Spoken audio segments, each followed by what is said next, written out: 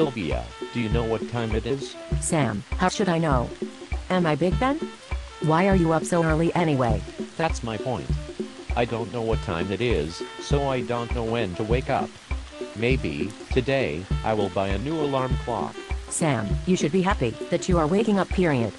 Besides, where are you going? You got some big plans maybe? There is no reason to go anywhere. We went out to Jersey last month, and I still can't get the frickin' smell out of my mouth. The GW was backed up all the way to France and there is no place to stop for me to pish. Next time I will take a different route. A different route? Are you Robert Moses or something? Maybe you can build a highway to Fortune Offs so I can put my stolen cold storage. Do they sell alarm clocks there? I will buy one. I have some loose change in my pocket. Loose change in your pocket?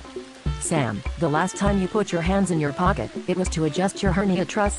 Sylvia, do you know what time it is? Fine. I will get in the car, but don't drive like a maniac. You drive as if you are driving a cab down 7th Avenue, and Tyrone Power is in the back seat, telling you to step on it. I saw him in a movie last week on the Turner Broadcast Network. He looked great. Oh days Mia, of course he looks great. That was over 60 years ago. The man is dead for 40 years. What's the difference, Sylvia? They don't make movies like that anymore.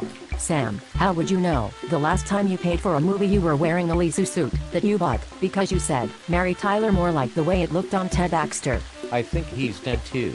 Sam, why must you talk about death so much? You're making me worry. Do you feel alright? Are you hiding something? Do you want a cup tea? You know I love you, Sam, a lot. I love you too, Sylvia. Sylvia? Yes, my darling mensch. What time is